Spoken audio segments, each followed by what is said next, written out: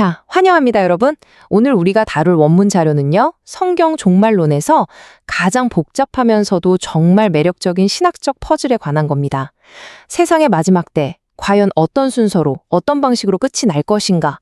이 수백 년 묵은 아주 뜨거운 논쟁을 오늘 속 시원하게 한번 해체해 보겠습니다. 이런 상상 해보신 적 있나요? 세상의 끝이 딱 오면 곧바로 영원한 천국, 그러니까 새 하늘과 새 땅이 짠 하고 열릴까요?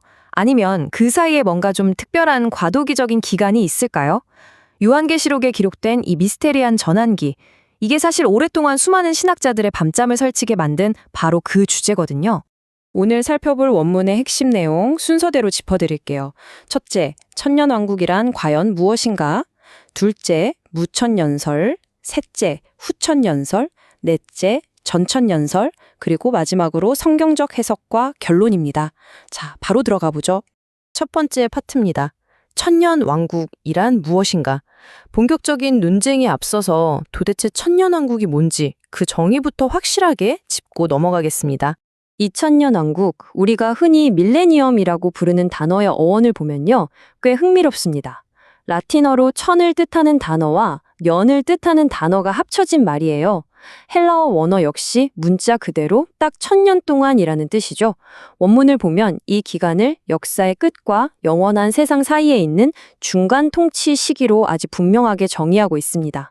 성경의 거대한 역사를 쫙 펼쳐서 하나의 마스터 타임라인으로 그려보면 상황이 한눈에 들어옵니다. 태초의 에덴에서 시작해서 홍수 시대를 지나 지금 우리가 살고 있는 현재, 그리고 주님의 재림이 오잖아요. 원문 저자는 여기서 영원으로 그냥 확 건너뛰는 게 아니라고 강조합니다. 그 사이에 정확히 1000년 동안의 안식의 시간, 바로 이 천년 왕국이 떡하니 자리 잡고 있다는 거죠. 두 번째 파트, 첫 번째 견해인 무천년설에 대해 알아보겠습니다. 자, 본격적으로 세 가지 주요 견해를 비교해 볼 텐데요. 핵심 기준은 딱 두 가지입니다. 그리스도가 대체 언제 재림하는가, 그리고 이 천년왕국의 성격이 도대체 무엇인가. 표를 보시면 첫 번째인 무천년설은요, 그리스도의 재림이 상징적인 천년왕국 이후에 온다고 봅니다.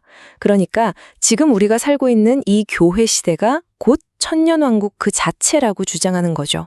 원문 자료를 보면 이 무천년설의 뿌리는 무려 서기 300년대, 그 유명한 어거스틴까지 거슬러 올라갑니다.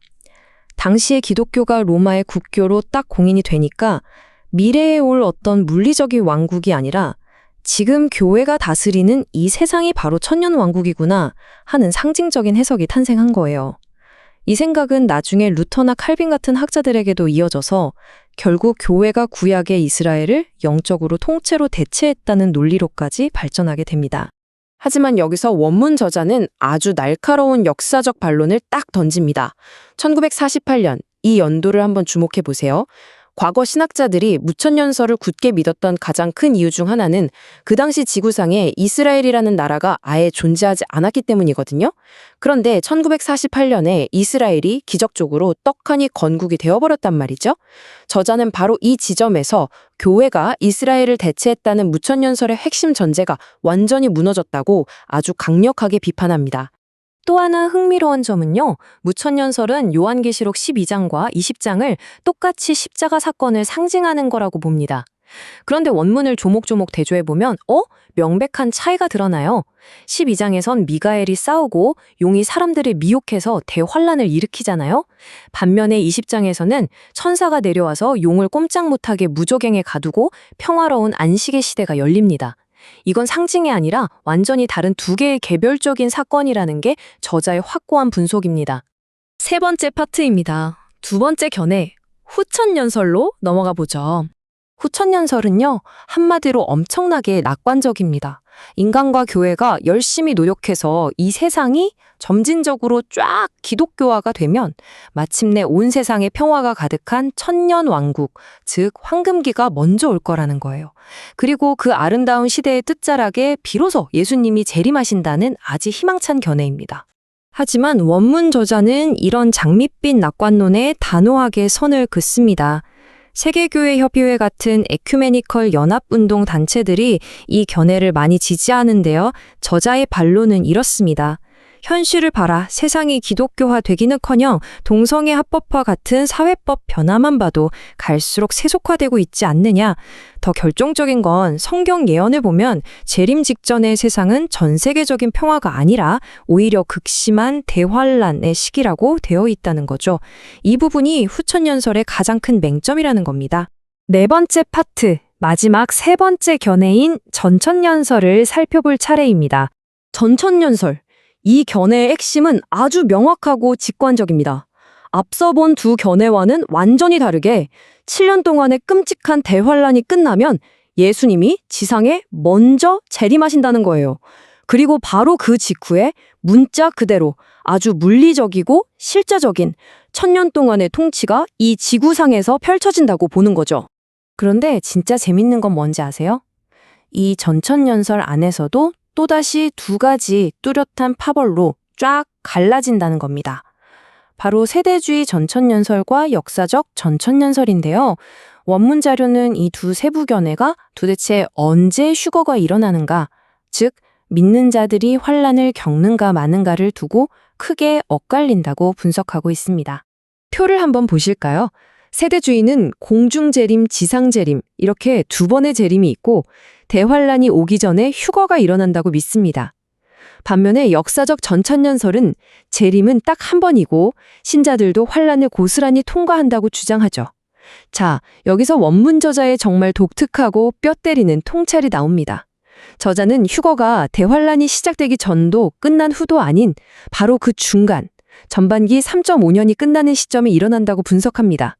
게다가 환란을 통과하는 사람들을 위해서 하나님이 지구 곳곳에 미리 피난처를 준비해 두실 거라는 아주 흥미로운 합의점까지 제시하고 있어요. 드디어 마지막 다섯 번째 파트입니다. 성경적 해석과 결론. 여러분, 숫자 6, 이게 무슨 의미일까요? 요한계시록 20장에서 천년이라는 단어가 아주 노골적으로 명시적으로 반복해서 등장하는 횟수입니다. 무려 6번이요. 저자는 이렇게 똑같은 단어가 거듭해서 기록됐는데 이걸 그냥 단순한 상징으로 퉁치고 넘어가는 건 너무 위험하다고 강하게 경고합니다. 있는 그대로, 텍스트 그대로 해석해야 한다는 저자의 아주 간절한 외침인 셈이죠. 그래서 저는 원문에서 발췌한 이 강력한 문장을 꼭 여러분과 나누고 싶습니다. 누가 주장을 했던지 간에 성경은 뭐라고 하는지가 가장 중요합니다. 아, 정말 핵심을 찌르지 않나요? 수백 년 동안 이어져 내려온 위대한 신학자들의 권위? 교회의 전통? 물론 중요하죠. 하지만 텍스트 그 자체가 항상 최우선이 되어야 한다는 겁니다.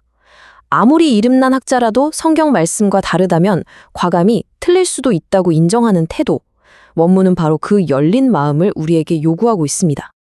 자, 오늘 우리는 원문 자료를 탈칼 털어서 천년왕국을 바라보는 세 가지 관점을 아주 깔끔하게 정리해봤습니다. 마지막으로 여러분께 도발적인 질문 하나 던질게요. 여러분은 과거의 위대한 학자들이 세워놓은 그 전통에 그저 기대시겠습니까? 아니면 이 흥미로운 텍스트를 직접 파고들어 여러분 스스로 진리를 탐구해 보시겠습니까? 오늘 이 해설이 여러분의 지적 여정에 작은 불꽃이 되었길 바라면서 여기서 인사드리겠습니다. 감사합니다.